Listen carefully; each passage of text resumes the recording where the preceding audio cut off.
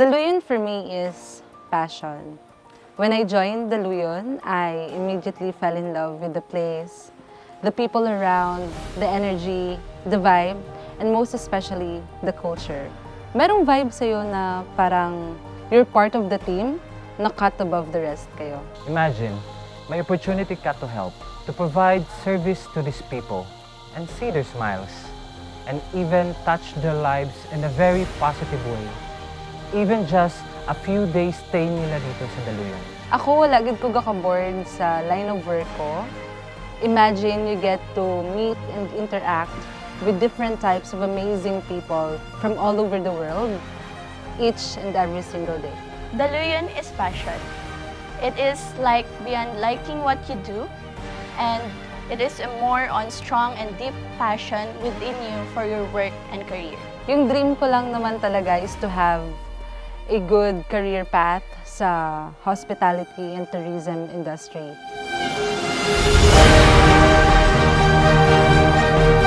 Daluyan Beach and Mountain Resort is the only 4-star eco-luxury property here in Sabang Beach.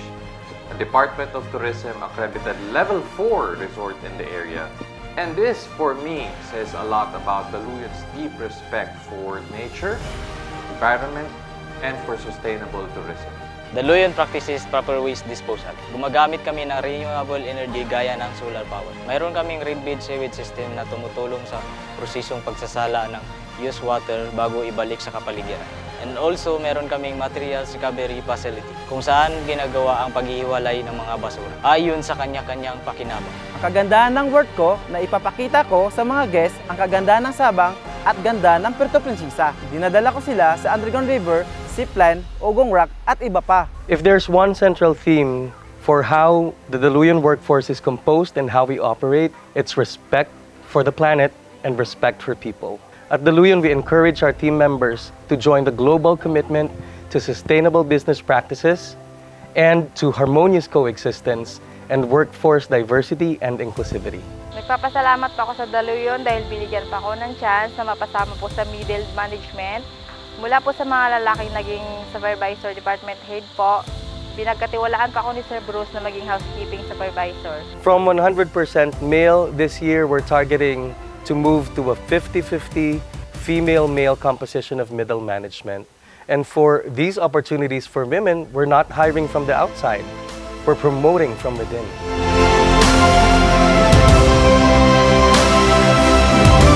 For me, sa Daluyan, napaka-importante na dapat totoo ka.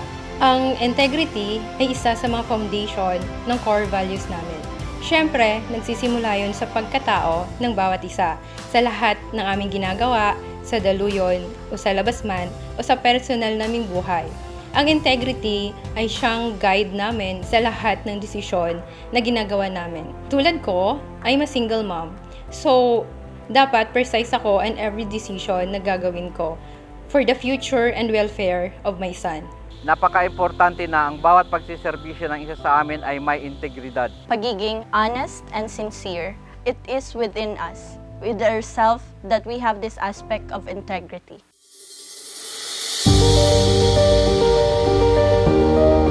Para sa akin, dito talaga ako nagkaroon ng drive.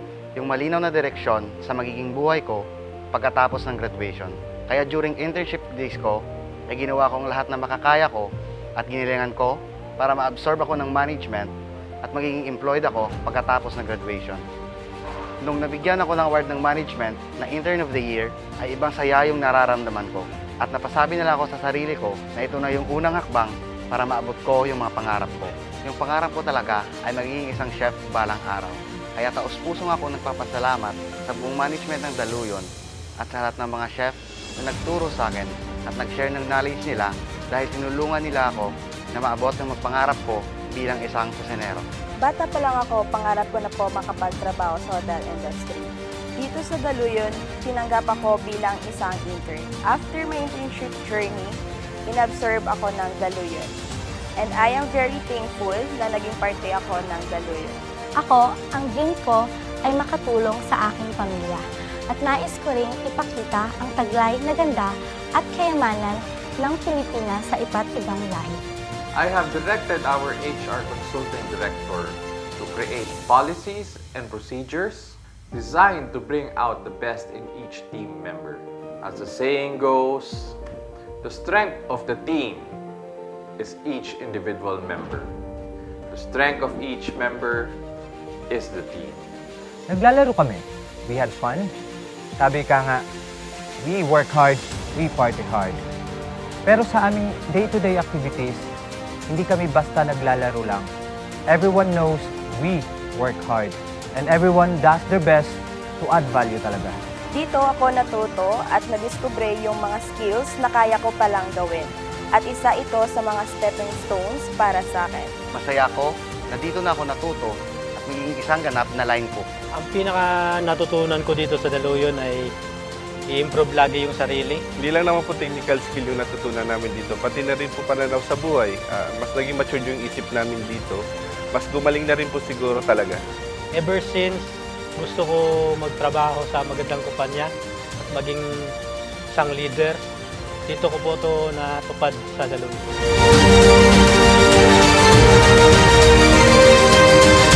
Ako po si Mary Jane Barbo. 11 years na po akong nagtatrabaho dito. Ang trabaho ko, magdamo, mag-trim ng halaman. Ako po si Leonardo Belicario. Ako po ay nasa 12 years na po dito sa Department Housekeeping Grounds po.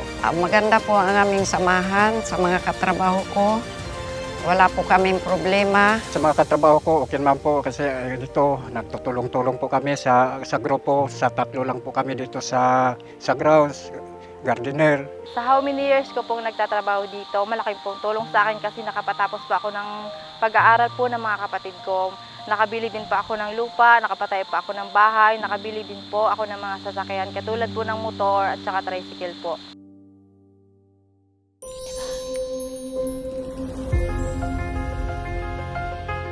Ako po ay nagpapasalamat sa Daluyon Beach Mountain Resort sa pagbibigay ng oportunidad na mapaganda at mapaunlad ang career ko. Nagpapasalamat po ako sa Daluyon dahil natanggap po nila ako sa Daluyon at napundar ko po yung aking mga career na iba na about sa mga lupa and mga motor at sa araw-araw na kinakain ng pamilya ko.